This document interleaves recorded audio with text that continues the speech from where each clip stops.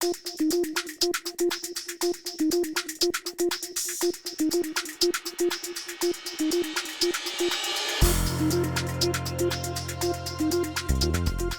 want to take a guess how long iOS XR has been out? 96. Little too early. All right. 99. All right. You guys are a little too far back. Close. 2004. 2004 was when iOS XR was first released. I think it was released, first official release was 2.0.0. It's been out for quite a while. Very few platforms ran it back then. I think it was only the GSR 12K. The platform's pretty much dead, pretty much gone. But the operating system remained the same. It moved to newer platforms, ASR 9000, the CRS, the CRS-1, the CRS-4, and the newest, the CRS-X, which is just bigger, faster, big machine. So I'm curious, anybody in here have experience with iOS XR? 1, 2, 3, couple. Anybody here have experience with iOS XR that does not work for a service provider? Excellent. Okay, where do you work? I work here in the Halo lab. Oh, okay. Well, you cheat. You're cheating. Come on. You can't work for Cisco and say that. All right. We count. Okay. So, for the most part, iOS XR is going to be a service provider operating system. There are enterprises that use it, but the devices that run iOS XR, these are big, bad devices. These things run the Nexus. For those of you who have seen the new Nexus equipment, seen 1.2 terabyte chassis, these are the routers that go with those bad boys. They go 880 gigabytes, 1.2 terabytes. These are big, big routers. They push traffic. Odds are you connect to the internet tonight, your traffic went through a 9K somewhere or a CRS somewhere. These are all the service providers in the US, as far as I know, have these deployed somewhere. So tonight we're going to do an introduction to iOS XR. We're not going to get too deep into the operating system, but I want to talk a little bit about what we have, what the operating system offers, what are some of the differences between iOS and iOS XR. We'll go a little bit into the hardware, because I think the hardware is very unique, and it ties into the improvements that were made in the hardware are mirrored in the software. So it's good to talk about both of them a little bit, but I won't. We start talking hardware, most people start going to sleep. So I'm gonna try to go real fast through that. We're also going to talk about how do we install the software. Who here has installed iOS before? Excellent, good to see. Okay, everything you know is wrong. You do not know how to install iOS XR. It's totally different. If you've downloaded, who's downloaded iOS off of the Cisco webpage? Excellent. I hope the same hands go up. It's very similar. That's where the similarity stops. You download it off the Cisco webpage, and from there, completely different process. It's a much better process, in my opinion. It's much more manageable, but it is, again, completely different. We're going to talk about how to make it go. Once we've got the software loaded, what do we do? What does the software do? How can we make it work? How do we think? Because we're going to have fundamentally shift the way we think about iOS. When you go from iOS to iOS XR, it's for those of you who have used iOS and moved to Nexus, it's a paradigm shift, isn't it? It's a big difference. We're going to take another step. iOS XR is a bigger shift. We're not going to talk about interface-based configuration anymore. We do hierarchical configuration. We do protocol-specific configuration. Then we're going to talk about how to make it go faster. So we're going to talk about some of the cool things that iOS XR brings that your service provider probably needs. You guys may not, but it makes it easier to use on large scales. Remember, we're talking very large scale. We're not talking you put a 9K in a closet. This is going to go in your data center, and you may have 4 of them. How many of you are excited about this bad boy right here, these books? Excellent. So there are quite a few people in this room who already have their CCNP or CCIE, such as myself. They have donated their tickets and put their tickets into this bowl tonight. If you want this set of books and you ask me a good question, you're getting an extra ticket. Keep that in mind. The only good questions, though, not just any question. All right, So to practice kind of interaction, I want to talk about this real quick. What is a network engineer and what is a network administrator? Anybody want to define one of them? Either one. What's a network engineer? What's the difference? Designs the network. Okay. What about a network administrator? They manage the network. They administrate the network. It's in the title. Care and feeding of the network. Okay. Does anybody in here assume both roles, the engineer and the administrator? Absolutely. We assume them probably within the same day, maybe even within the same hour. How does each role affect your decision making? When I'm thinking from an engineer perspective, do I think in a different way than I think when I think about administration? Exactly. When I design the network, I want to make it easy for somebody else. I don't want to design a network. If I find that I have a feature that is really cool, but really complex, do I want to put it in? Maybe. That's the kind of thing that we have to deal with on a day-to-day basis. Complexity versus simplicity. So I want you to think about this tonight. This isn't a question, but I just want you to think about what role do you assume more option? As a consulting engineer, primarily I'm not concerned with administration. I am concerned with administration because I do design work. But primarily my concern is the engineering of the network, not the care and upkeep on a day-to-day basis. That's for somebody else. What you're looking for is this guy. When you think about what you do on a day-to-day basis, this little guy should help you out. It's going to tell you when I get to certain slides that may be way engineer mode, it's going to go into the red. If it's administrator mode, it'll go into the blue. Okay? And this is just kind of a guide to let you know where we are in the topic. And if you're primarily in charge of administrating your network and making sure that it's running and that it keeps going, and we hit that engineering slide and you go, oh man, I don't understand this, that's fine. Don't panic. We'll get through it, I promise. All right. So the first thing that we want to address is our OS evolution. So we have iOS. Everybody here is familiar with iOS. But let's just go through some key topics about iOS before we go into iOS XR. iOS is based on a monolithic kernel. Everything runs on top of everything else. All the shared space, all the memory is shared space. It's a centralized infrastructure. The network stack is integrated to everything else. That means any other protocol that's running is tied into the network protocol. The network stack, you can't get away with it. The protocol goes down, the network stack goes down, your router goes down. How many people have had a bug that has killed their router? We all have. I hope we all have. It happens. This is the problem with the monolithic kernel. If it's a syslog bug, if it's a EIGRP bug, if it's an OSPF bug, you hit that trace bug, you hit that traceback message, you're gone. There's nothing you can do. It's got to reset. All the applications are centralized. This is the iOS model. So now we move to iOS XR.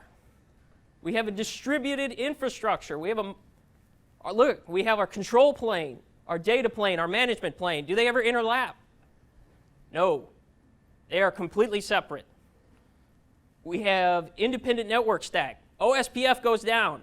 What happens to BGP? Nothing. It stays going. We have distributed applications. Everything runs independently. iOS XR, if you have something that takes the entire thing down, we'll get to this in a little bit, but if you hit something that took the entire thing down, you basically pulled the plug. There's no OSPF bug that will kill your router. Do we ever foresee iOS XR replacing iOS?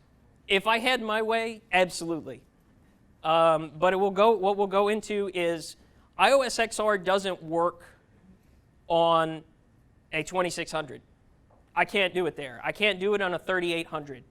The hardware must be designed to support it because everything is distributed. That means the architecture of the box must match the software and be prepared to handle that. So the answer is probably not, but hopefully. Key features. Kurt just had a good one. It's modular. Yep, absolutely. It's distributed.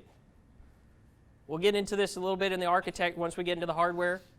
Every card, every RSP has its own CPU. Everything is running this software, and it's running the parts of the software that it needs to run, and that's it. It's platform independent. It's POSIX compliance. I have no idea about POSIX compliance. I just know this is. Is management interface, S&P XML. I think this S&P is fancy, is nice. Everybody's got it. It's very useful. XML, hopefully you'll see this later on in the presentation.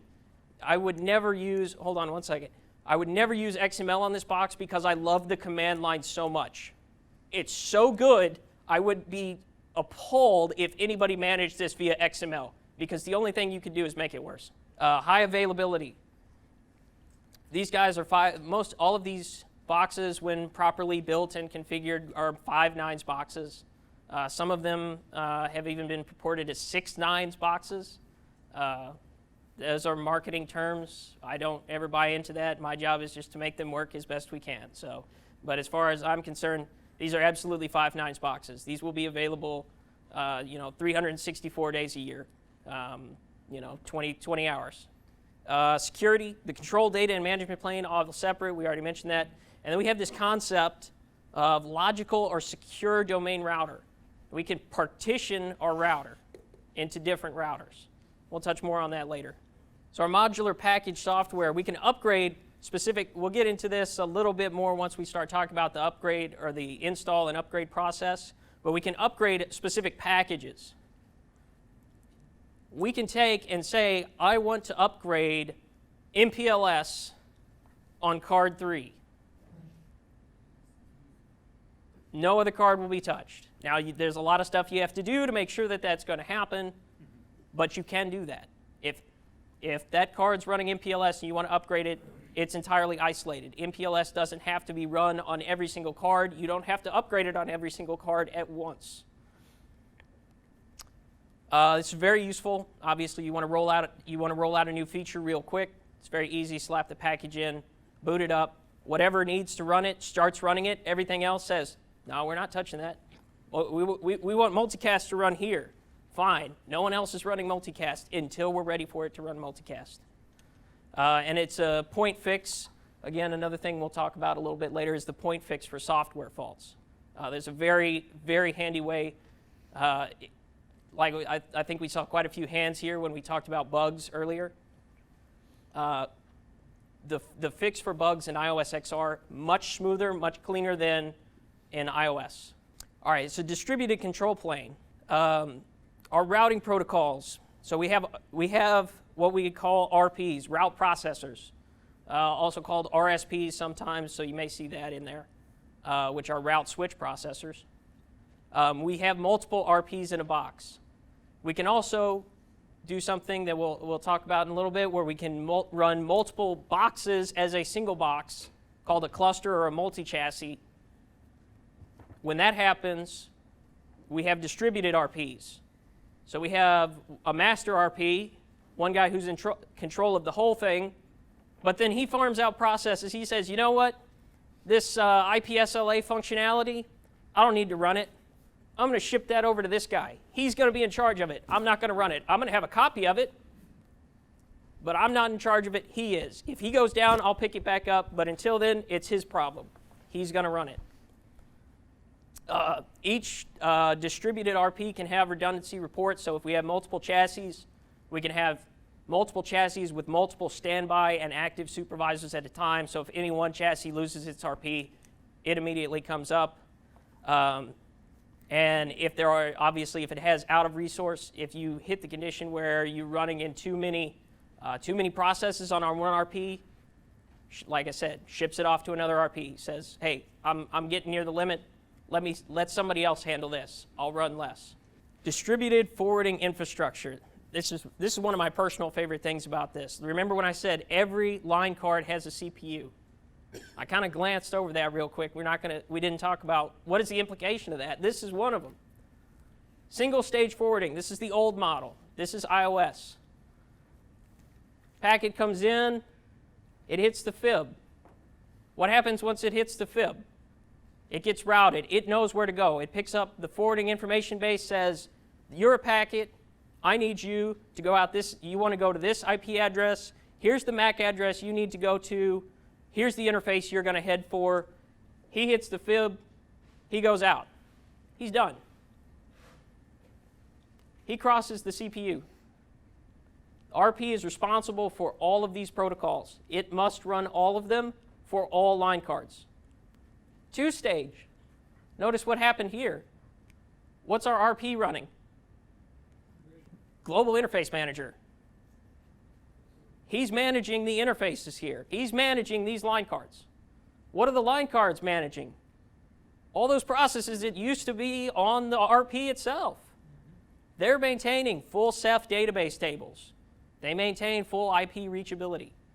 The line cards themselves know how to route packets. They don't talk to the RP. The RP tells them when they need to know something. Otherwise, he doesn't get involved.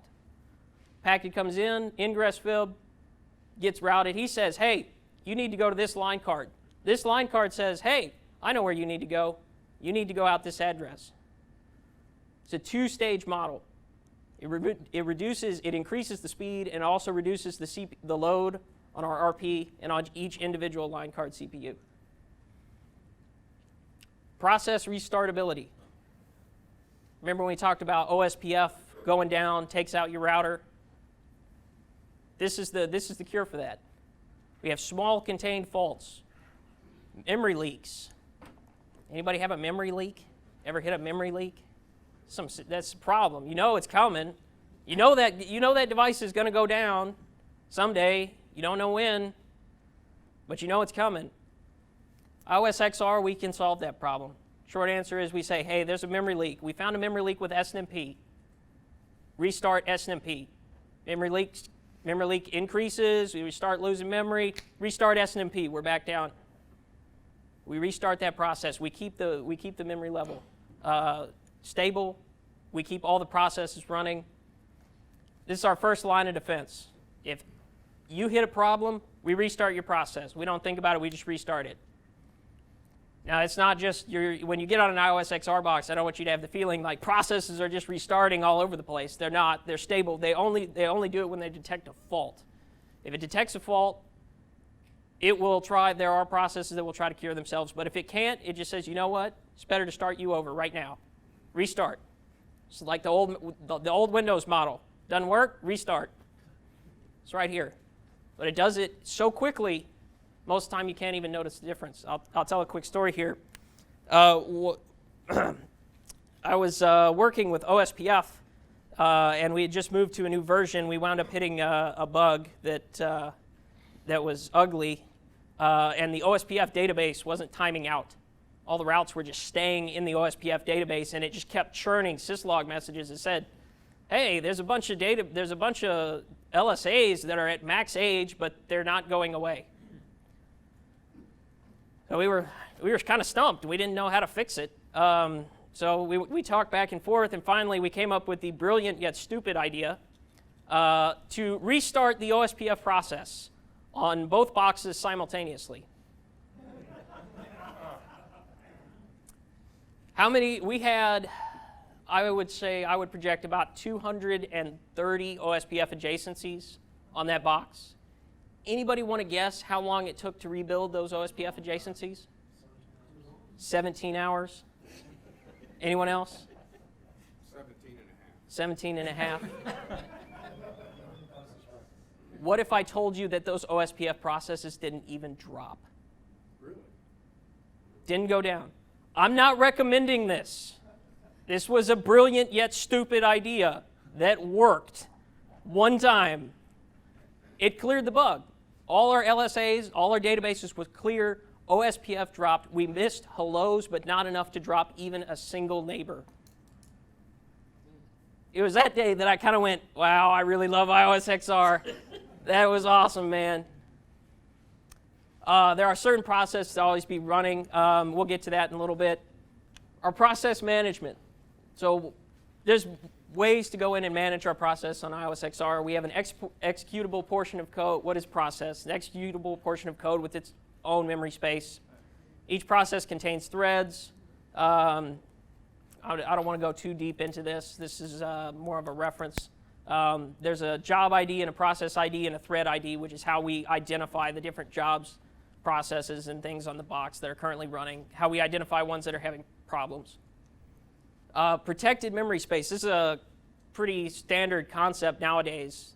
It's weird to think that this is standard, and yet iOS does not have process protected memory space. Everybody know what process protected memory space is? Nope? Okay, not many hands. Process protected memory space basically says, I'm going to start a process. For example, OSPF.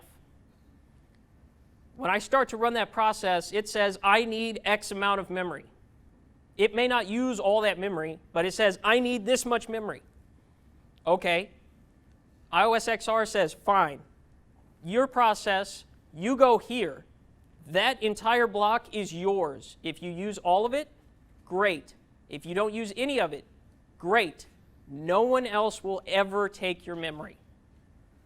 This is why another huge improvement to iOS XR. This is how we can restart processes without hits. We have OSPF. We're running multiple OSPF processes here. They've all been assigned to their own protected space. What happens when this guy has a fault? We kill him, move him up here. He has a problem. No one else can take his memory space. That's fine, but he's got some kind of problem. Okay, it's not with memory. We can move him up to a different memory space. We protect his memory the entire time. We don't allow processes to overlap. That's what iOS, that's typically what you'll see when there's problems, when you have memory leaks, things like that. That's when iOS starts to get in trouble, because that memory process is not protected. One guy can take it all. Not here. Once it's been assigned, it's that process until that process stops completely. Process restart. We've talked about this quite a bit, but this is critical to HA, high availability, ISSU. Restarting processes, you can restart processes. I don't typically recommend that you do this willy-nilly. No one will. Typically, we like to do this with TAC, because we don't know when we restart one process, if we want to restart OSPF, there may be other things that need to restart as well. So this is typically something, it's our last line of defense to manually restart it. But we can manually restart it. Typically, we don't like to do it without help. This is a nice visual of our process, of our memory that we have here, or I'm sorry, of our processes. This is iOS, 7200s, 12Ks, running iOS. Everything that's in the green can't restart. If we restart it, we might as well reload the router. We actually do reload the router. Once we move to BSD-based routers, and I don't think Cisco has any BSD-based routers. These may be from other vendors. Note, we can restart all of these processes here. We can't restart TCP drivers. We have more flexibility. We can restart Telnet. We can restart SSH. We can restart routing protocols. Once we move to the microkernel iOS XR, everything is restartable with these two exceptions. If we have a problem with the scheduler, for those of you who aren't familiar with the scheduler, it tells you how much CPU time you can get, each process gets. Well, if the guy who tells you how much CPU you get goes away, there's nothing we can do. So we restart. Everything else can restart, though. Protection against denial of service. We'll talk about a couple of these later on. Short answer is your service provider probably has been, somebody's tried to do a denial of service against your service provider, so these boxes have to be built to withstand denial of service attacks. You got a little 3600, somebody's going to go attack it, hit the CPU, peg it, and deny service to everybody who's behind it. That's going to be a problem. It's going to be a serious problem. So these guys are built with some serious distributed denial of service. protections. We're not going to get into all of them, but we'll get into some of them a little bit later. Actually, we'll get into one of them right now, LPTS. So this is a new protocol that they like to call it. It's not really a protocol.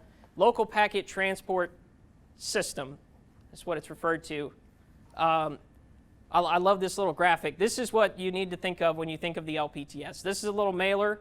Here's your RP. This is your CPU. These are your RPs for the device. These are each individual line card. Traffic needs to go from the line cards to the RPs, from the RPs to the line card. The LPTS is the guy who's in charge of delivering them. If somebody tries to come in and say, I want to fill up the mailbox, LPTS goes, nah, man, you can't do that. I don't have that much space. So the LPTS is responsible prioritizing for us packets, limiting for us packets. So if we have too many TCP sessions coming in, trying to get to us, we just limit that. Multicast, same way. This applies to data plane traffic. You can also think of this as an integrated firewall. The LPTS is like a little firewall for your device that sits within your device. Remember, each of these line cards has a CPU in it. So we have to protect each CPU. All the CPUs need to be protected from each other. Well, if we're running a bunch of, I'm sorry, not a CPU, they're like little routers within each other. We got to protect the routers from each other. How do we normally do that? Firewalls. That's what LPTS does. The biggest thing to note from here, dynamic. You don't have to do it. It does it for you. And it does it when it needs to do it. So, anybody here familiar with COP? A couple people? Okay, so COP is a control plane policing. This was available on iOS devices. A lot of folks, typically what you're looking at for COP is access lists for the CPU. Rather than access lists on an interface, it says, this is how much traffic that we're going to permit to go to our CPU. It's like an internal access list that we can build. You have to build it. It's really easy to configure. You just configure it like a normal access list. It's really easy to configure wrong. You can forget about a lot of stuff. Who here can tell me everything you need to poke a hole in for BGP in order for BGP to work? You're probably going to look it up, and you're probably going to still make mistakes. You're going to forget something. And when you do that, uh-oh, router went away. Causes some problems. So our new LPTS, why not keep COP? There's more than one CPU. Remember, each line card is acting more or less as its own individual router. We'd have to put COP in between all of the RPs, all of the line cards. Wow. That's going to get real complex real fast. So we have the LPTS. LPTS is pre-configured for you. It comes with software. It's hidden. You can't see it. If you do a show run, it won't appear. It's not there. It just works. You can change it. Notice the asterisks. Changing LPTS is not endorsed by Cisco and should not be attempted without the assistance of developers, engineers, priests, consultant of Holy Works writings, and attempting it in a radiation suit and a lab. It is bad. Changing LPTS, you can shoot yourself in the foot very quickly. It's very powerful. But what happens when you do something wrong with something very powerful? It hurts very badly. This is what happens with LPTS. This is more of a reference slide. This is how we can look at the LPTS. We didn't really talk about the PI fib, but the LPTS, we can look at different areas of the hardware, show LPTS. This is the pre-interface fib. So we can look at that, see what types of flows that we have on it, what rate it's configured at, and whether it's accepting or dropping any traffic. So here we can see there's BGP traffic coming in. We've accepted, I forget whether this is in packets per second. We're accepting this many packets, and we're not dropping anything. So we know it's functioning correctly. It's, like I said, it's dynamic. Here we go. So this nice little visualization of how it works. So I configure router BGP. I configure a neighbor, and we're skipping ahead about the configuration, but this is how I configure a BGP neighbor on iOS XR. We'll get to that a little bit later. Did you see that? Automatically, we've updated our TCAM entries on our LPTS to now permit 179 traffic. What's 179? BGP. We've also permitted the remote, look at this, we've also permitted all 179 traffic, but we've also specifically said, hey, traffic to 2024.48.99, our neighbor, we're going to permit that at a higher rate because we know we want that traffic. TCP handshake happens. Hey, guess what? I'm now talking to the other side. I can fill in what the port is. We've made our session. Look at this. Our rate's gone up again. We know this is our session. We know where it's going. We know we want this traffic. This traffic is going to get as much as it needs to keep that session alive. We know that that's what we want, so we're going to make sure that we keep that up. If that fails, we know we're going to keep that IP address, or we're at least going to listen for the traffic. Now we configure MPLS LDP. We're locally, we have 200.200.02, remote 200.200.01. We fill in the ports, and we say we know we want this. Go ahead and add it. We add TTL security. I'm not going to go into what TTL security is, but we can add in field. There are other fields that we can add in here to make sure, hey, the TTL matches exactly what we expect to see. That TTL isn't right, dump it. TTL doesn't match, we don't want it because it's not what we're looking for. What is SDR? SDR, we're talking about an independent isolated routing domain. So we're folks familiar with VRFs in here? So an SDR is like a VRF or a VRF in that we completely isolate the traffic, but what we also do is we isolate resources. We isolate line cards. We say this line card is dedicated to this SDR. Nothing else in this router can talk to this line card without a cable from the front connecting to a specific port on that line card. Nothing can do. It doesn't go across a backplane. It just gets dropped. It's treated like an independent router. For those of you who have familiarity with Nexus, VDC, you should you see SDR, think VDC. It's a little bit different in its implementation in that I must assign it an entire line card. They may have changed it recently, but when I was here, you had to assign the entire line card went to the SDR. There was nothing you could do. You couldn't take 10 ports or anything. If you gave it the line card, you gave it the whole thing. But essentially, we're talking about each of these RP, distributed RP, line cards dedicated to each individual SDR. Note, our RP, our fan, they're not dedicated to anything. They're shared. They're the only shared resources. These guys, I just want to go through, these are the 9K chassis. These are the oldest two, the 9006, the 9010. These guys are the newest released ones, the 9001, and my personal favorite, the 9922 Megatron router. This is an entire rack. You can see 1.2 terabytes per slot. It's 44 RU. It's an entire back. These are bad boys. They're awesome. I haven't gotten to play with them yet, so I'm kind of jealous of those. All right. So real quick engineering. This is what an RSP. Remember RP. When I say RP or RSP, they're the same thing. This is what they look like on the inside. A couple things that I want you to note here. Note, here's our CPU. Where's the fabric? Over here. Notice there's something in between the fabric and the CPU. They're separate. We're not, anything that runs across the fabric doesn't mean it's going to go to the CPU.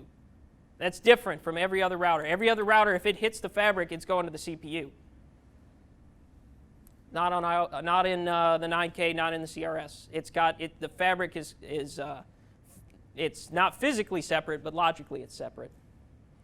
So line card architecture. These are old model Trident line cards. We have physical interfaces, NPs. These are network processors. They're assigned to each one. They have FPGAs, which are designed to communicate with the fabric integrated ASIC. So each of these NPs NPs are responsible for QoS. They're responsible for keeping the CAM table, access lists. All that takes place before it even gets to this guy, or he takes place. He can take care of QoS, transport across the fabric. All that takes place before it gets to even the hardware. You notice each of these guys we typically take and say there's either 40 or 80 gig of backplane protection. One fabric integrated ASIC means there's 40. You notice we have 4 23 gig links here. 23 times 2, we get 46. We're redundant. Now, 40. How do we get 40 from 46? Well, it's got to put a big header on it to go across the fabric. So there's some fancy math involved that's beyond the scope of this. Short answer is 46 somehow gets shortened down to about 40. So that's the actual number. So then, here's the new bad boy, Typhoon line cards. These are really cool. These are the newest ones that are going out. We have 3 10 gig SFP ports connected to each network processor. These network processors are way faster. They're newer generation. These are when we say Typhoon, this is what we're talking about. These are Typhoon, these are Trident. The network processors connect directly into the fabric integrated ASIC, and there is now a pre-fabric fabric. So we have 3-stage fabric. So we go into the fabric integrated ASIC, and the fabric integrated ASIC we can see here, 8 by 55, so 4 redundant connections. So we have 220 gig of throughput across the backplane. All right, so the fabric overview. Remember, I pointed out that the fabric was separate. It resides on the RSP, but logically it's separate. These fabric ASICs all run active mode, meaning that they're all active all the time. We want no loss. Whenever we lose, if we lose an RSP, or if we lose part of the fabric on the RSP, we don't want to drop packets. So these fabrics are active all the time. It's always using both sides. All the fabrics get used, even if that RSP is in standby mode, it's not active, it will be using that fabric. Before traffic can be sent across the fabric, we've got to get clearance to send it across the fabric. That happens with an arbiter. He's responsible for all the arbitration. You have to request. Essentially, it works like you send a request. You have a request to send. He grants you a certain amount. You send your traffic across. Once you've completed, the fabric on the other side will credit all of that transfer back to the arbiter, who then says, okay, next group of packets, who needs the next group? He grants him to send, continuing across. This is one of the cool things that I think's gone. So we have hardware-assisted acceleration. Basically what that means is we take small packets and make big packets across the fabric.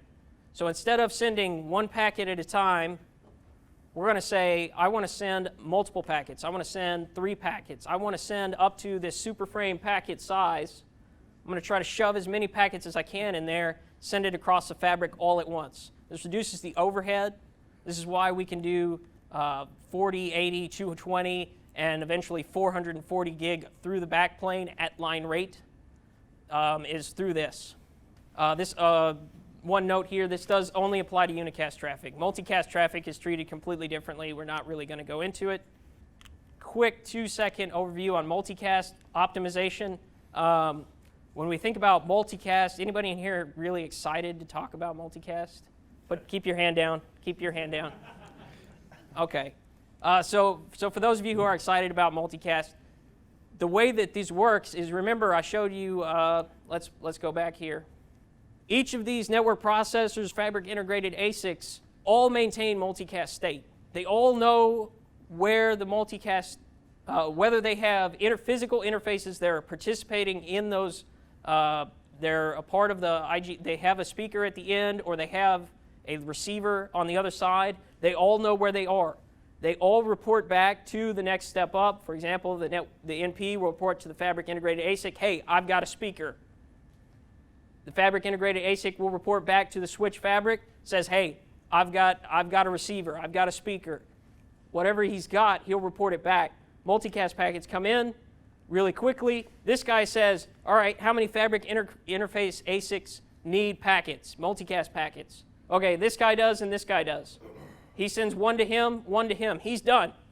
This guy comes in and says, okay, how many network processors do I have that need multicast packets? You need one. You don't need one. All right, he gets one. This guy checks, he says, I got 3 physical interfaces. I've only got one that needs to receive this packet. I'm only going to send one. The fabric does not flood multicast everywhere. It trims it back so that it sends only where the multicast traffic is needed. All right, let's get to the good stuff. How do we put this thing on our box?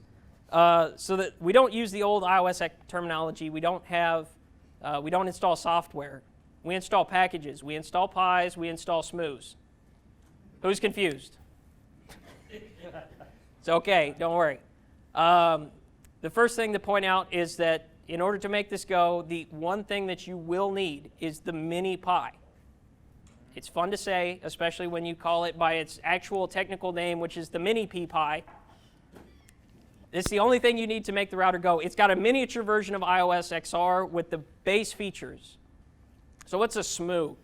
A SMU is a software maintenance upgrade. You remember I said we could do point fixes in this code? This is a SMU.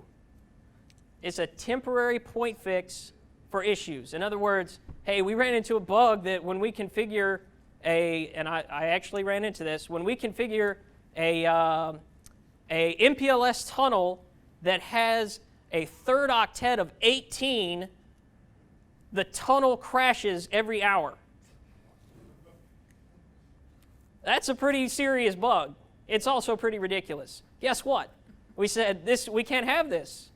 We can't change our entire IP addressing scheme based on the fact that your software can't figure out what to do with the third octet. So what did they do? 2 days later, we had a SMU. We put the SMU on our box. We didn't have to upgrade the code, install the SMU, fix that one specific problem, didn't touch anything else. We didn't add any features. We didn't take away any features. We didn't change the feel of the software. We just said, hey, whatever was going wrong here, fixed. Done. We'll fix it in a later version. But for now, this version is fixed. Ideally, they're not traffic impacting. They're hitless. Not always true, depending on what exactly the SMU is. And it's tied. The best thing I love about the SMU is it's tied to the bug ID. If you see a SMU's name that looks familiar, that should be a bug ID. If you went to cisco.com, the bug tracker right now, you could put this number in, find out what the heck this SMU does, because the bug would explain to you what the problem was. Pies. All right, pies are how we deliver the package. These are major releases. Major releases are 3.0, 3.1, 3.2, kind of same way. We have 12.1, 12.2. These are major releases. We have maintenance releases, 3.1.2, 3.1.3, what have you. This includes all the authentication info in it. You don't have to authenticate it. And it's installed from admin mode, which we'll discuss in a little bit once we get to the configuration. Once Pi's installed, we can add or upgrade packages. We can add multicast. Multicast doesn't come base, so we can just add multicast. We don't need multicast, don't add it. We can add MPLS. We don't need MPLS, don't add it.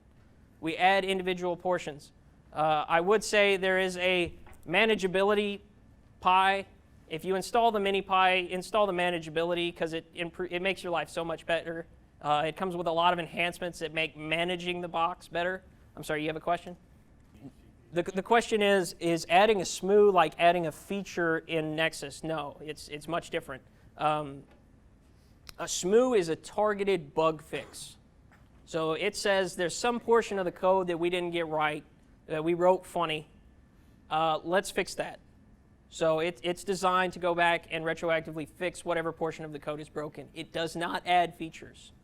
Any features that were not available prior to the SMU will not be available now. Well, the only way you could say that is, well, it was broken before, so we couldn't use it, now we can. That's about the only way it adds feature.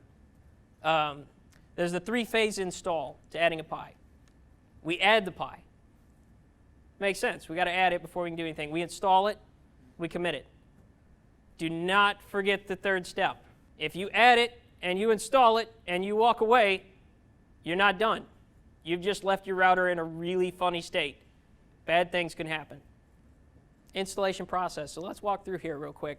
So this is the actual command that we're going to need in order to install a new Pi. And we're going to happen to install the multicast Pi. This is really old code.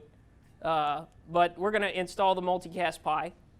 So we use the command admin install add.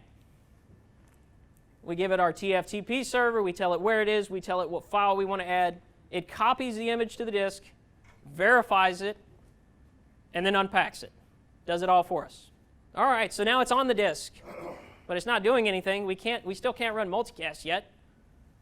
Admin install activate. We installed this guy into our disk 0. That happened to be where we installed it. We installed it into this disk 0. We want to activate it now. We want to make it usable. Begins executing the new software. Note, I said begins executing the new software. It's not done yet.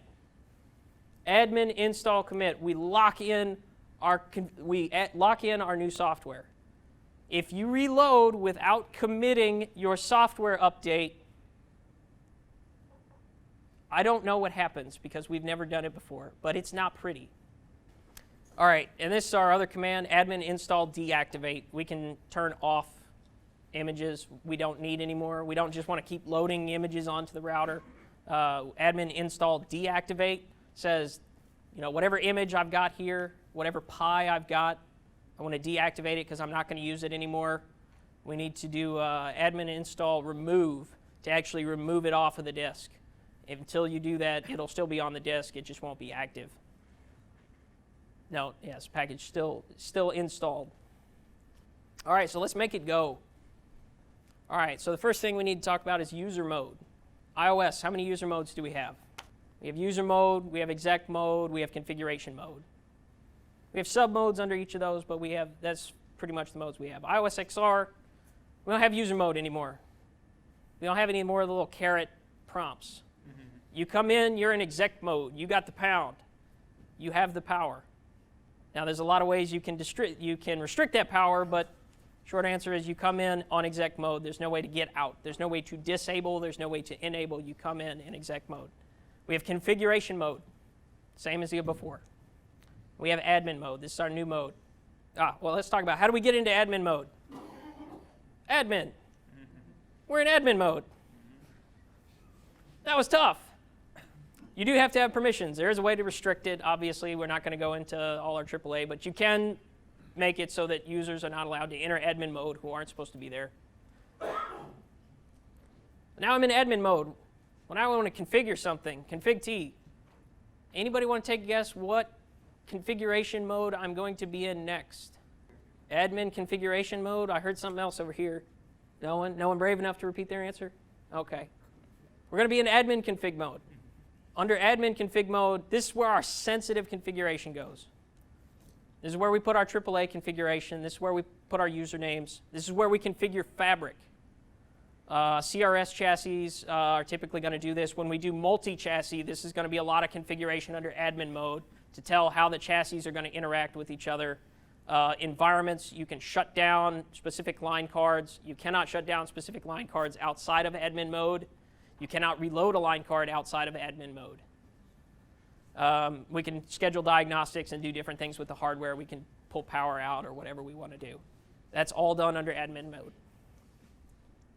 All right, so configuration differences. First of all, first thing we need to know, configuration changes do not happen after carriage return. How many people have done carriage return expletive? Hopefully it's not everybody in this room, but probably anybody who's done this for long enough, you've done carriage return expletive. Especially from remote access points. We do not have that in iOS XR. Carriage return means syntax check. I would like to add this. Check it's right. Enter. Does a syntax check. It does not mean that it's running.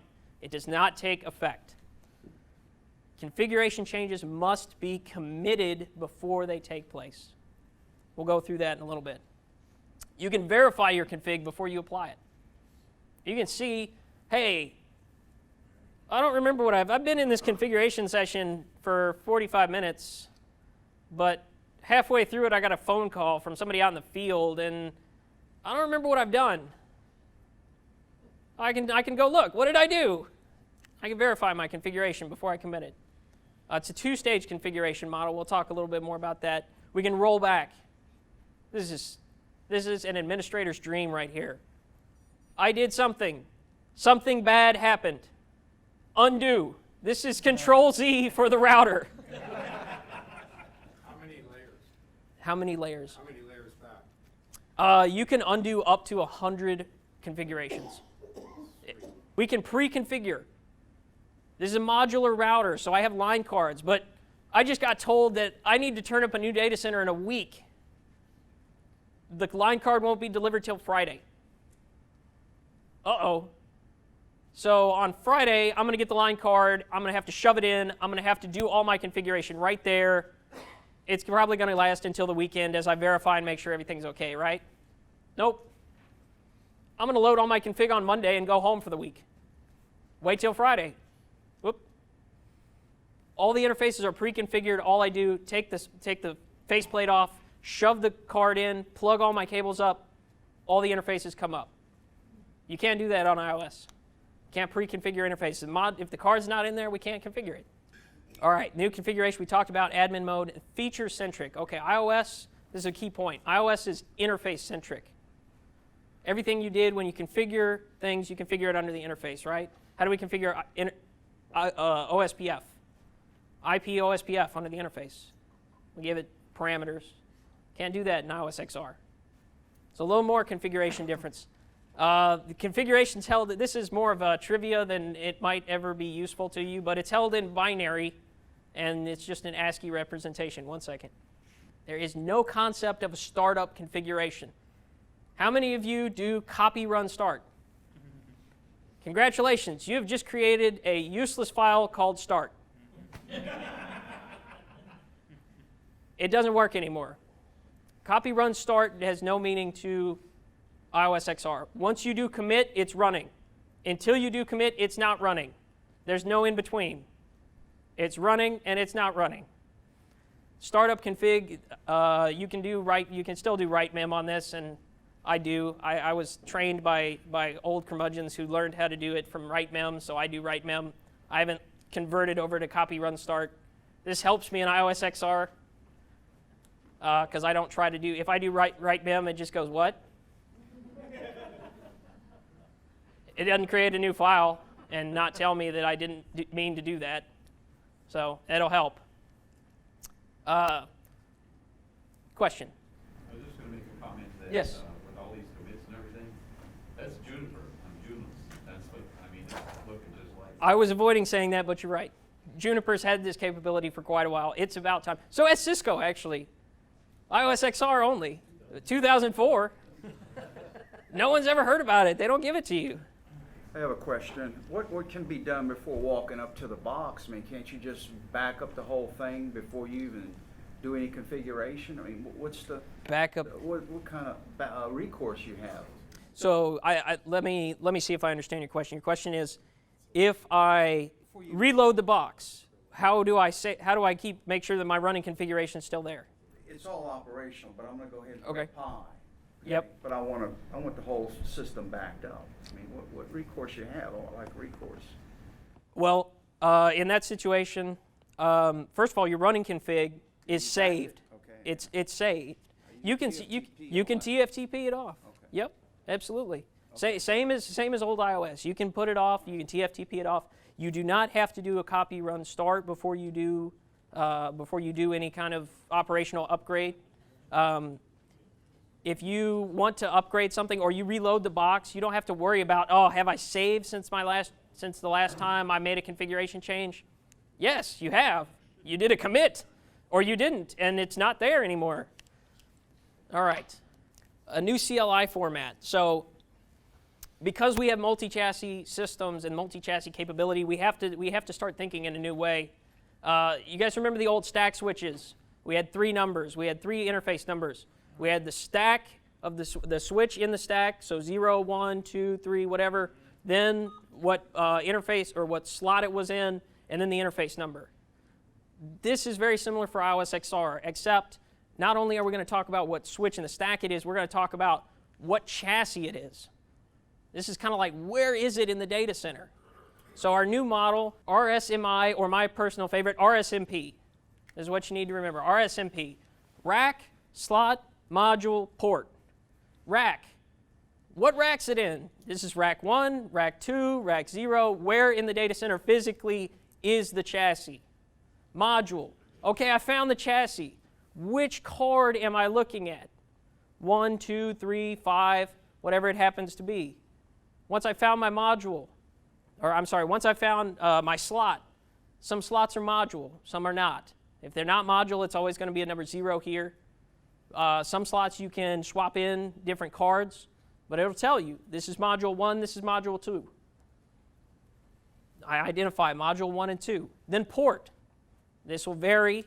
We can have 24 by 10 gig ports. We can have one single 100 gig port.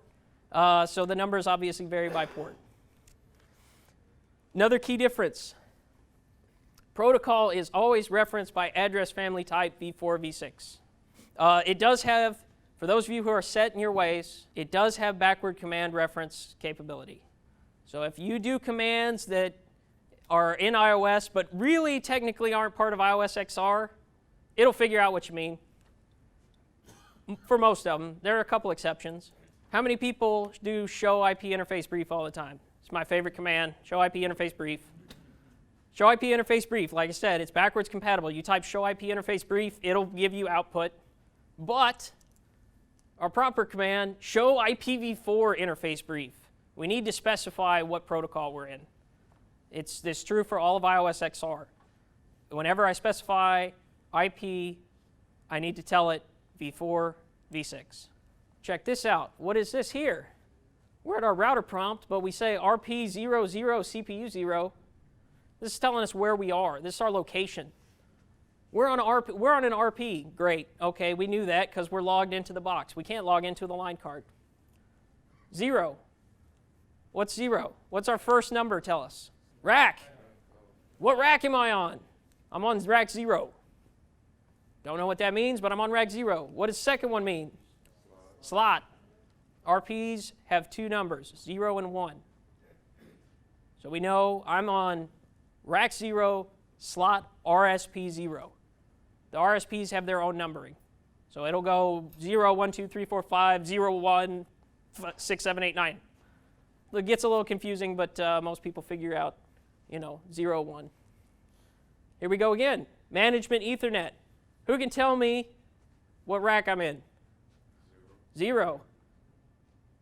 0.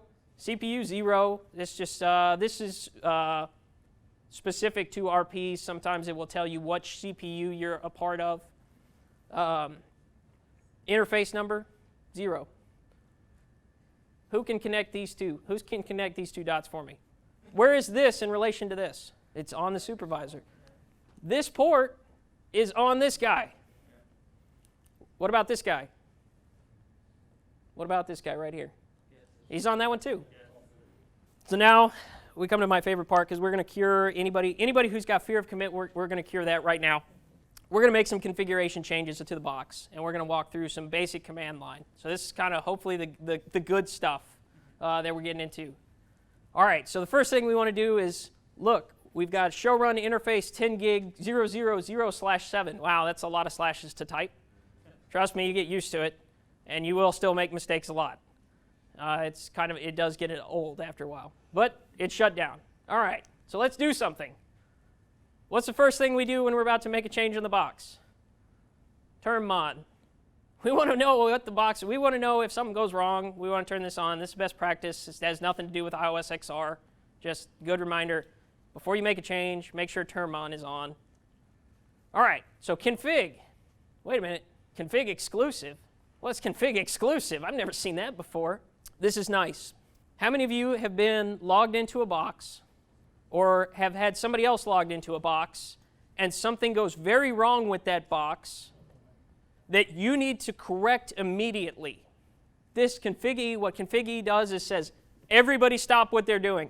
I am now in charge of this box. Anybody who is not in configuration mode is no longer allowed to enter configuration mode while you have config open. Anybody in configuration mode cannot commit their changes until you get out of config. You are the only person that can change this box. Now, you can denial of service your own box this way. Go into config and lose your laptop. Nothing you can do but try to get somebody in there to kick him out. This is incredibly handy. It's also incredibly handy at irritating other people who you work with. In lab situations, it's kind of, you know, I've done that before and locked somebody out for fun. Just you know, because we can and it's a lab. But in production, this can be handy. Ken's question was, can you find out who's got it? No, which I found out the hard way, as 6 other people were logged into the box. Now, the good news was for me, I was able to figure it out because it was the most advanced user that wasn't me. Just look for who's laughing the hardest. There is that. Of course, if they're remote, you're in a little bit of a trouble. But typically, at this point, you want to control the use of config E. Config E is like admin mode. You want to be sure that the people who have access to it understand the power of it and use it, wield it responsibly. All right, so now I'm just going to do config T. All right, so I enter config T, and I know I want to go to this interface. All right, I want to put an IP address on it. Oops, what'd I forget? IPv4. Oh, oops. Wait a minute. What is this? ABCD/prefix.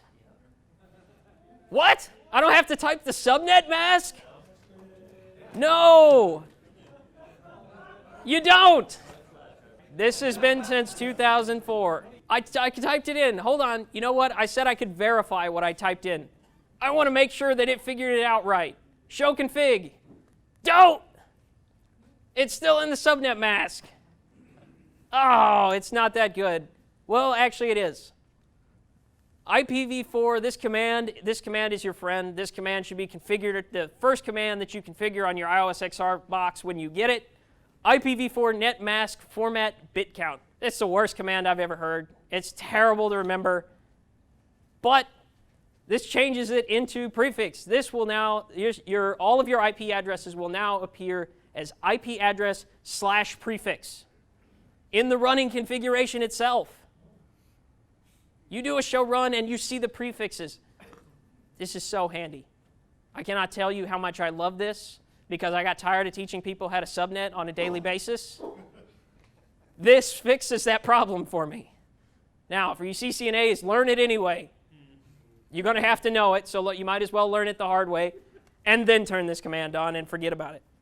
/31s have been around. For those of you who don't know, they do not cover this. CCNAs, cover your ears because you'll get confused. They do not need, you no longer need the network and subnet address. Or broadcast, I'm sorry, the network and the broadcast address. You don't need it. Or point-to-points. Yes. This is a point-to-point address. It says, I'm a /31. Guess what? There's only one other address. Who do I talk to? I guess I talk to that other address. This is very helpful, especially for those of you who are doing, I will throw a word of caution. This is not supported on everything. All Cisco devices, I think, since 2006 have supported this. There may be exceptions to that, but they're very rare. I do know there are many vendors who do not support this. There are lots of equipment. Servers, there are a lot of servers and different things like that that won't support it, so you may have to give them /30s. It is frustrating. Working in a service provider environment where IP address space is precious, it is gold. 31s are absolutely required. If you don't support a 31, you have no business being in a service provider network. You need to support it because we're trying to conserve address space way more than anybody else. So I've configured my interface with an IP address, right? No. Show run. What's my show run? Where's my IP address? It's not there. I didn't commit it. It's still shut down. Well, I want somebody else to tell me what I'm missing. There's a word missing from this command. Uncommitted? No. Good guess. How about do? I'm in config mode, and I just did a command from exec. No way. This is possible in iOS XR. This is so handy. You cannot run willy-nilly any command you want to do. If I decided I want to do show BGP VPN v4 address family multicast, no, it's going to laugh at me and be like, come on, dude, you're in config mode. You really don't need to be looking at that. But I can look at the run. Show run works. There's a couple other the commands that work too. Show config. There's my IP address. This is how I see. What have I told it that I want to put on the interface? This is where I see my two-stage commit model. What's actually functioning and what is about to start functioning. So I want to no shut it. Let's bring the app interface up. Show config. There's a no shut in there. Okay, commit. Question mark. Now I did the question mark because there's different kinds of commits you can do. I just wanted to go through them real quick. You can put a commit comment that will appear when you go back and look at commits. You can make comments and specify what exactly they are. I think it's got a 10-character limit. It's rough. Figure out some way to put in, LDP, MPLS. It's not a lot of detail. Put your name on it. Your name will already be on it. Don't worry about that. Commit confirmed. This is a nice feature from iOS that's continued. Commit confirmed. I type commit confirmed. If I don't confirm that commit within a specified amount of time, the commit will automatically roll back. I will automatically take that out. This is very handy when you're doing something at a remote site and you say, this could affect my connectivity to the box. I want to do a commit confirm. This is handy. Commit force, typically not something we like to use. It overrides some of the checks and bad things can wind up happening, so I typically don't see any reason to ever use commit force or commit best effort. Commit best effort kind of shoots you in the foot because if you've made a mistake, it'll commit everything but the mistake. So when you go back later, you have to figure out what got put in versus what didn't get put in and figure out what the difference is and then go put that in. It's not the best. It's not ideal. Typically you want your commits to go in all or nothing. Commit label, again, you can assign a label. This will actually show up. Later on, we'll look at how to look at all your rollback points and all your configuration commits. The commit label will actually show up, and it will replace, it will be the label for your commit. Anybody know what an RGE is? I'll give a ticket to anybody who can get this right. You got a ticket, sir. Resume generating event. Does anybody know what a resume generating event is? Does anybody want to let's see, is a resume generating event positive? Good. For those of you who are not familiar with it, no, it is not positive. This does not print you a nice resume. This causes you to print your resume because you will be looking for a new job. Commit replace takes the configuration that you have put in and replaces the contents of the entire running configuration with just the lines that you made. So I added an IP address to a 10 gig interface and I do commit replace. Everything else is gone. I got an IP address on that interface though. Yeah, I'm sure that'll be nice. The only place that I can see commit replace actually being useful is if you're in a lab and you want to completely generate a new lab box. So you guys are in the Kalo lab. Commit replace is probably awesome for you guys because you're like, hey, I got this full config, bam, commit replace, done. I don't have to clean anything up, it's all ready to go. Outside of a lab situation, I can't see that ever being useful. I'm surprised that it's not there. I don't even think it warns you. All right, so we've committed, we've seen our interface go down. We get this message. Remember when I said that manageability package was really nice and you wanted to add it even though it wasn't required? This is why, right here. You don't get this without the manageability package. You don't get this nice message. You don't get all this cool commit replace stuff. No, not the commit replace stuff, but the normal commit history, things like that. That doesn't come without the manageability package. This thing is, it's not required, but it almost is. Told me who I was. Hey, Chris, you made a configuration change. You committed a configuration change. Here's your ID. Remember our commit comment, our commit label. Commit comment will not show up here. Commit label will. If I did commit label 10 gig, this text would be replaced with words commit, with 10 gig. All right, so now I'm going to show the config. Oh, the buffer's empty. I just put it in. It's in the running config now. I got my IP address. It's not shut down. And what happens if I want to see what somebody's done or what somebody else has done or what I just did? I want to see the entirety of it. Show config commit changes. which is the most useless word here, because it's the only word you can type. Of course, you committed changes. Last one. This is the last config. I want to see what the last one is. And this is additive. So if I do last 5, I see everything that was added in the last 5 commits. All right, what happens if I did something and then I undid it and I want to do it again? I can load commit changes last one. I can add it here. Loads configuration. Doesn't put it into the running. It puts it into my config buffer. Oops, I didn't mean to do that. Abort. You come out of config mode. But look, I still configured it, right? Wait, that's not the same ID message. I don't have a commit number. Nothing's happened. And I can tell you from experience that I've gone into production boxes trying to figure out how to do some specific task or configure something. Somebody's seen this message. The director of operations saw that message flash across his screen and saw my name attached to it. I got a call. What are you doing on my router? Nothing. I just saw your name on my router. You did something. No, I didn't. Did not do anything. This just says I went into config mode and I came out. I didn't commit anything. Nothing's happened. All right. So what if I want to see everything that everybody's ever done? Show config commit list. Got our label, who did it, where they did it from, what they did. We can do CLI, we can do rollback. I believe there's some scripting things and XML things you can do. I've never played with it. And when it happened. All right, what if I want to roll back? We've realized that we made a mistake somewhere. Show configuration rollback changes, again, that word. Last one.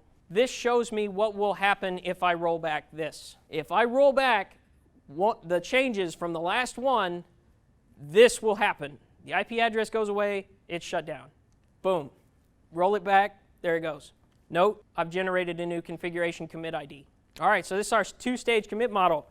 We've talked about our config change. I go in and I add and I remove and I do whatever, but why is it 2-stage? Just because I have to type the word commit? I'm going to go in here and this is iOS XR syntax for, hey, make this a layer 2 interface.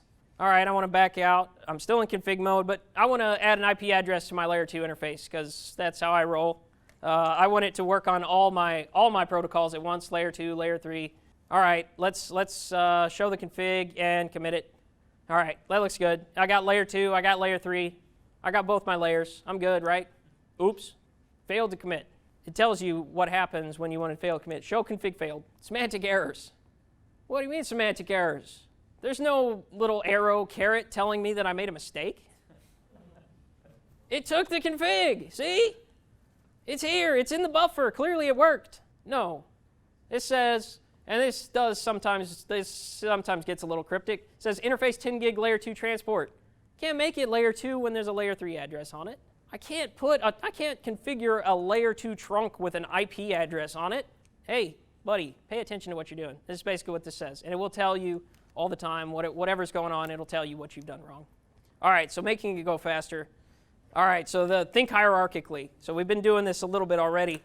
Here's a side-by-side configuration. OSPF on iOS on the left, iOS XR on the right. Notice, remember I said this is protocol-centric, not interface-centric. Over here, we configure the interface. We give it an IP address. We tell it, hey, IP OSPF cost. We give it a network statement. Now, we don't do any of that in iOS XR. We say, hey, OSPF, area 0, put that interface underneath it and give it a cost of 20. Now, do we still have to give it an IP address? Yeah, we still have to go into the interface, give it an IP address. It won't work without an IP address. But all OSPF configuration is done where? Under OSPF. Hallelujah. So here's a quick, awesome way. I like imagining this. This is where administrators, you guys are going to love this. I can configure lots of stuff very quickly. All items at the top apply to everything below it. BFD, authentication, network. We're going to set our network type. We're going to set them as passive interfaces. All of those will apply to everything underneath it. All those configuration items. Now we configure area 0. We want to put bundle Ethernet 4000, 4001 under Ethernet area 0. Individual interfaces inherit all the above properties except when they're explicitly defined. So notice we've explicitly defined under bundle Ethernet 0 passive disable. Well, what did we configure before? Passive enable. Well, who wins? Well, I've told everybody in this room to wear a red shirt tomorrow. I need you to wear a blue shirt. What color shirt is he going to wear tomorrow? Blue shirt. I asked him specifically to wear a blue shirt, so he's going to wear a blue shirt. This is what happens here. But all this config still gets applied to the interface. Everything else that was configured under the global OSPF process is inherited by that specific interface. It's still using authentication. MD5, it's still a point-to-point interface. It's still using BFD. All right, so configuration can also be nested within subsections. Authentication, null, under the area. Well, I just globally configured MD5, and I'm not putting it under the interface, which means I don't want that specific interface to be it. That means I want every interface in that area to use null authentication. So I can nest configuration. It's very handy. Say, I know everything in this area should have these properties. Boom, configured it. Now all I do is tell it what interfaces to take. The more you know about this, the more configuration lines you can save yourself. It's passive disable. We ignore the passive enable. It's authentication null, so we ignore authentication message digest, but we take everything else. 17 lines. There are 17 lines of configuration there. That includes router OSPF, the router ID, the interfaces. This requires over 30 lines in iOS. And I want to point out, this is not an accurate display of the savings that your configuration time can go. Every interface you add underneath each area, you're going to add 1 line of configuration, maybe 2. Each interface is 1 to 2 lines of configuration, whereas iOS, you're talking 7 to 8 lines of configuration per interface. This savings gets big quickly. We have 400 interfaces that are participating in OSPF. Do I really want to configure 400 interfaces in OSPF? No. I don't want to do 7 lines 400 times. I want to do 7 lines and then tell those 400 interfaces to participate. BGP, very much the same. We have the same hierarchical configuration. Key note here is route policy in, route policy out. We're going to talk about that in a second here. Our show commands, very much the same. Show BGP IPv4, remember, we got to specify IPv4, unicast summary, very similar. Keynote on BGP, iOS XR devices are focused on BGP. That's why a lot of the improvements on iOS XR are focused around BGP. The eBGP advertisement is essentially unchanged, but we advertise iBGP updates as soon as we get them. There's no timer on it. As soon as we get an iBGP update, it's going out. That's why we're talking, these are big, large boxes with serious hardware, updating iBGP constantly. Every time it comes in, it immediately runs a process, goes right back out. All right, so I've configured BGP, but that's weird. There's no routes. What's going on? Let's start on some debugs. All right, the neighbor's up. There's no policy. You remember I said the inbound policy and the outbound policy, those are key? You must have them. Anybody here configure BGP without some kind of prefix set or something tied to it? No, whenever we configure BGP, we're going to tie something to it to tell it what you can and cannot accept. I want you to take these routes, do not take these routes. I want you to give out these routes, do not give out these routes. This is just a best practice that the entire networking industry is somewhat adopted. We've basically built that into the command line. You've got to use this best practice. If you don't get it. Now you can skirt around it by just saying, take everything. But that's not the idea. So we have new things we call RPL, Route Policy Language. This is our new way to define BGP. Who liked defining BGP prefix lists and doing all the, some groans here. Essentially what we're allowing you to do is a programming language within inside of BGP. We're going to let you use route map. We're going to say you can use route maps, but you can reuse route maps. You can build route policies. We can reuse route policies. You can call route policies from other route policies. Route policy language consists of route policies and policy sets. This is just a quick example of where you can call different things from. Policy sets, I can call AS path sets, community sets, extended community sets, all that stuff. I can call them into the policy set, which is called by the route policy. I can call them multiple times.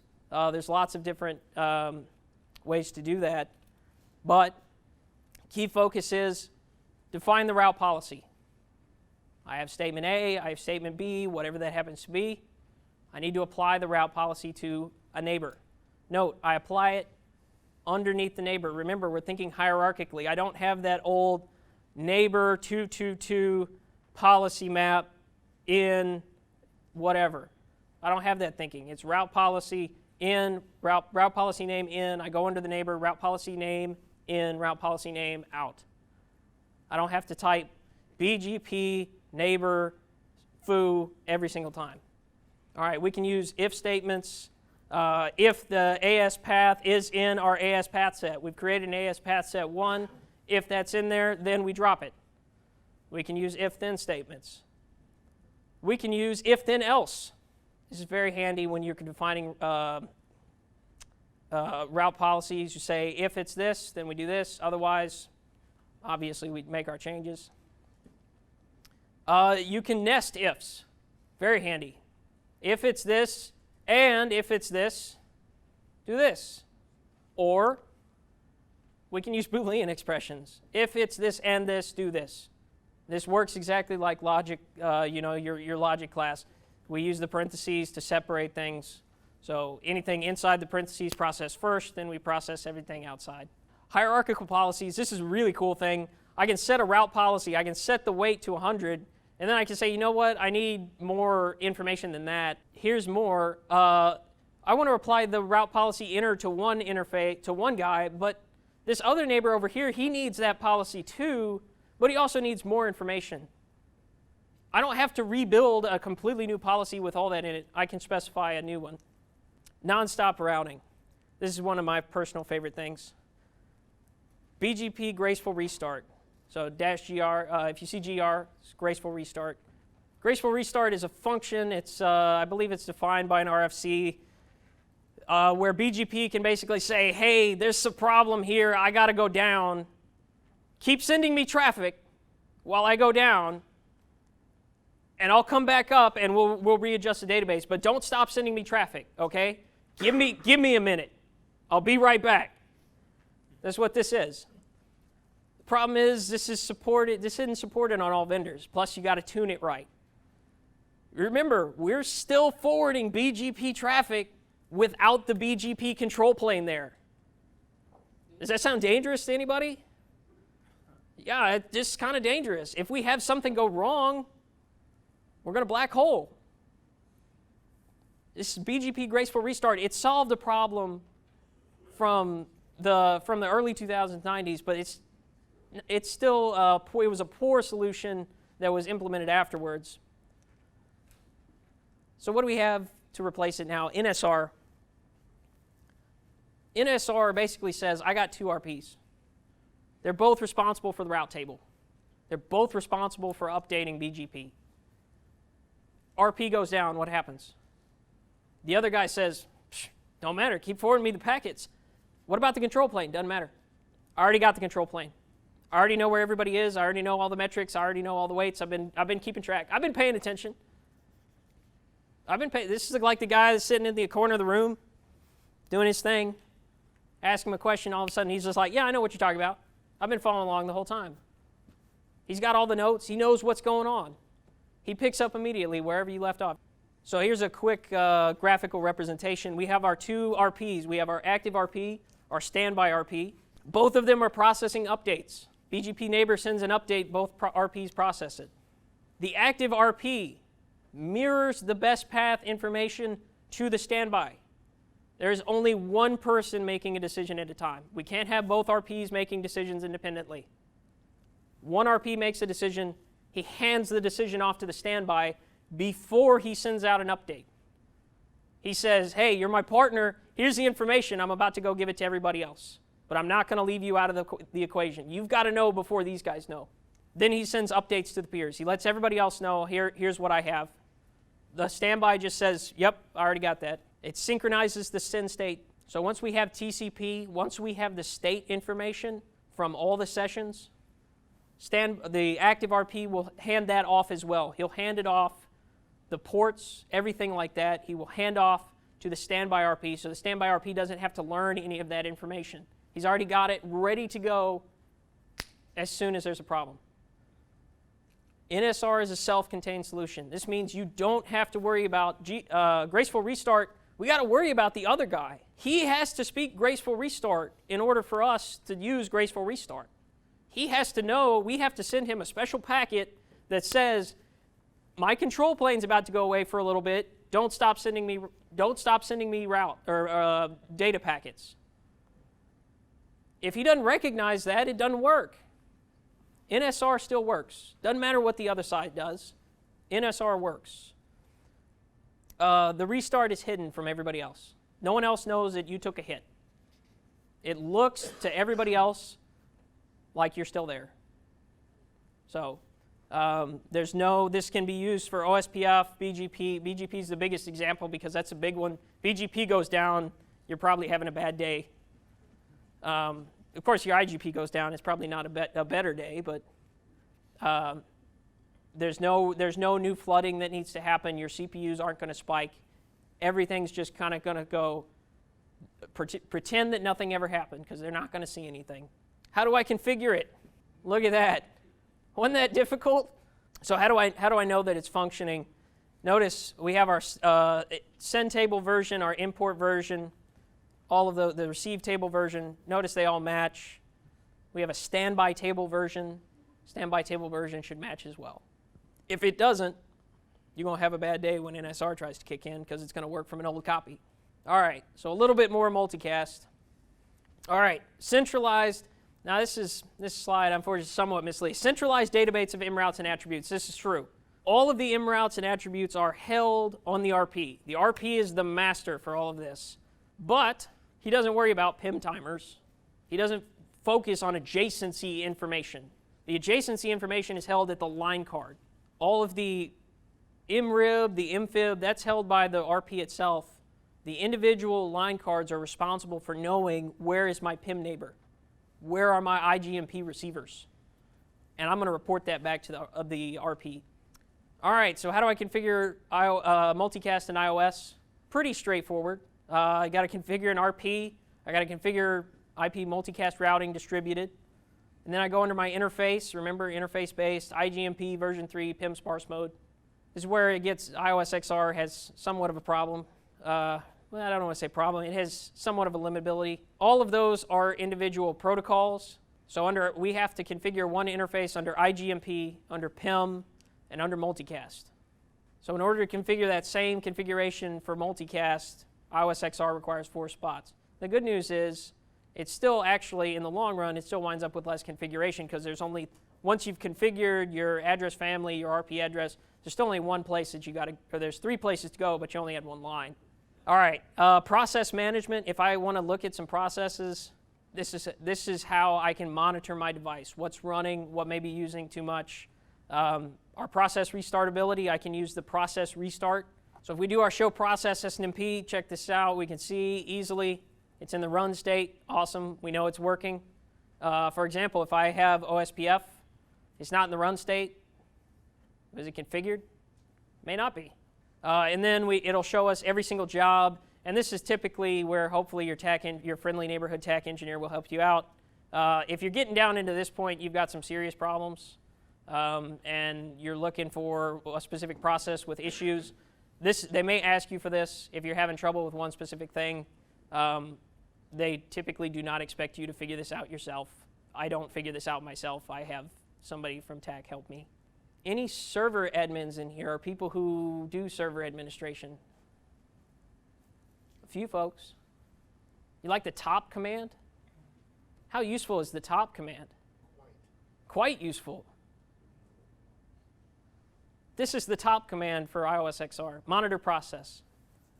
I do monitor process. I'm looking, and I can sort this. I think the next slide tells me I can sort by CPU time, who's getting the most, who's chewing up the most time on my CPU. I can also sort by who's using the most memory. Similar use for monitor threads if I want to get that detailed. Trace functionality, this is my absolute favorite thing. Who likes debugs on routers to try to solve problems? I do. It's handy. Now, what's the problem with debug? Kills your CPU. We can't just turn it on. How many of the people's managers in here will let you turn on a debug during the day? How many of you would have that be an RGE right there? Yeah. Trace is always on debug. I don't need to turn on debug because I've already got it. This is very useful if you can devote the time to understanding this. This was written for people to be able to go back into it and find bugs. It looks like that. It ain't pretty. It's not like syslog where you can kind of figure out what's going on. You do have to devote some time to figuring out traces. Let me give you a quick example of how useful they could be. I was once tasked with the ability to determine the exact convergence time down to the millisecond of a service provider network. How in the world am I going to do that? How many people are going to start pinging things? Yeah, that's probably the way most of us would go. Showsef trace. This is fantastic. This actually allowed me to determine that when the last route had updated in the Ceph table, when the last leaf updated, I knew, hey, our network's converged. All of these are time-stamped. I can rip a line card out and tell you how long it took for it to figure out the new update. I can tell you that the network, when I pulled out my line card, it took 457 milliseconds for that last update to happen. You can do that from this. It's fantastic. Problem is, you got to devote the time to it. All right, monitor interface. We want to look at interface. How many people look at interface stats? Packets in, packets out, drops, different kinds of things. Yeah, that's part of our network admin job. This is your top for all the flows that are going through your box. I see where the traffic's coming in, I see where the traffic's going out, and I see how much is going. Man tables. This is not a reference manual. This is not printable. Well, it is vaguely. How many people have run across a command on their iOS device? So you come into your new job, and you sit down, and you're looking at the running config, and you go, what the heck does this command do? I did that a lot. What in the world is going on here? I have no idea what this command does. What do you have to do? Cisco.com. Pull up the reference manual, check it out. Read. Man, keyword, or let's focus on man command show Ceph IPv4. Guess what? That description right there is what shows up on Cisco.com. It's on the router itself. When I told you that manageability package is important, manageability package contains man pages. Every command that you can run on the platform shows up there. If you can specify that command, you can look up what it does. More importantly, you can look up what permissions you need to run that command. I can't run a specific, if I'm looking for a specific debug, I can't run the debug. What do I need to do? Man debug. It'll come back and it'll say, you need administrator rights within this protocol. The authorization portion of iOS XR is very fine-grained. If you actually do go in and specify what each user can do, it's very powerful. It's also very easy to forget something, leave something out. This is a good way for people to say, hey, I just tried to run this command. I should have access to this. Here's what I need access to this portion, and that'll let you come back and say, I need to go to this person's username or user group and add that permissions for them to access that. You can also look, you can man keywords and you can man features. This is how I actually learned a lot of things on iOS XR. Man feature MPLS gives me every command on MPLS that I can configure on the box. I don't have to go pull out the reference manual anymore. I can play around on the box. I don't have to have 2 screens up with a reference manual in my lab. I got one. I got my lab. It's got everything I need on it. Expanded pipe capabilities. Who likes the pipe? Yeah. We got our standard pipe. We got pipe begin, pipe include, pipe exclude, pipe file. We'll get to pipe utility in a second, but we got our standard begin, include, exclude. Awesome. But I can't chain pipes, right? You can now. You can now. I can include, exclude. This has worked up to 7 pipes. I went through one time and just saw how many pipes can I put in here before this thing starts to freak out on me. I got up to 7.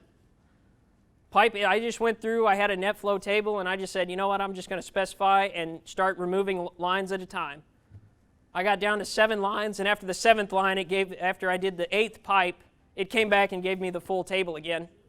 It just freaked out. It was just like, nope, 8 pipes is too many, you're getting the whole thing. Who uses pipe section? It's a good command, right? Instead of using pipe section in iOS XR, remember, we're feature-based now, not interface-based. So instead of doing show run section router OSPF, now I just do show run router OSPF. I don't need the section command because everything's already in a section. Show run MPLS already brings me to the MPLS config and only the MPLS config. The section command is basically built into the iOS. I can do show run access list, show run prefix list. It instantly takes me to that section. Regex. Regex is awesome. The difference on regex between iOS and iOS XR, I got to use the double quotes. I don't know why they did that. There was some technical explanation, which, frankly, I didn't buy. But you got to use, if you want to do regex, you got to include it in double quotes. You can get really fancy with this. So this is one of my personal favorites that I came up with. Anybody want to try to interpret it? What interfaces are not included in my show IP interface brief output? There are three answers I'm looking for. IPv6. Excluding multi-link, that's one. Unconfigured, unassigned. It's unassigned, that's the other one. What's the third one? This is the tough one. You got to use the regex. This removes sub-interfaces. Okay, I'm not going to try to pronounce this because I've been talking for too long and it would come out terribly. Utility. The pipe utility command is fantastic. I can't stress enough how useful it is because I never get the time to dig into all the cool things it can do. It's so powerful that I'm always like, man, I want to learn how to do the pipe utility stuff. And really, typically what I end up doing is utility word count the number of lines, and that's it. But it does have some amazing capabilities. I can launch a script, whether it be, it does have the capability to do TKL, TCL scripting. It's not well done. There are some other scripting you can put on here. You can do word count, which is my personal favorite. Count the number of lines. How many OSPF neighbors do I have? Well, once I hit the spacebar about 6 times, I've stopped counting. This thing will count it for me. It's awesome. egrep is there. It's a more advanced version of pipe include or pipe exclude if you do a -v. Acronyms, so these guys are just for your reference. Acronyms, some of the acronyms I used tonight, as well as some of them I just glazed over. iOS XR Specialist. Those of you who are getting your certifications, guess what? There's a certification for this too. Yes, it's new. It's about a year and a half old at this point. This one will require, like CCNA or CCNP, you have to understand the protocols that are covered with iOS XR. Unlike CCNA or CCNP, you also have to understand how the hardware works. You need to know what an NP does and how it functions in relationship to the fabric interface ASIC. It's a tough test, but this certification, very few people have it, and it's in demand. So many people are using iOS XR, service providers especially. You get this, service providers look at you, they're like, man, you know iOS XR, you got that certification, holy smoke. I know CCIEs that don't have that certification and couldn't get it because they don't understand the hardware. So just special thanks tonight, obviously, to the user group for allowing me to come in here. I do want to point out Xander, whose last name I cannot pronounce. Xander is absolutely one of the best. He is a developer. He is one of the principal engineers here at Cisco on the ASR 9000. If you ever have a question about iOS XR, I'm sure the Kalo guys, if you guys work on it, Xander's posts on the Cisco support forums, I can't tell you how many times I've gone, I will never understand that. Read his post and go, oh, wow, that was easy. He has a great way of taking something extremely complex and simplifying it down so that anybody even someone as myself can understand it. He's a fantastic engineer. Mukhtar Sheikh, he's another engineer here on the 9000 team, and Bo Williamson for proofreading my slides. So thank you guys.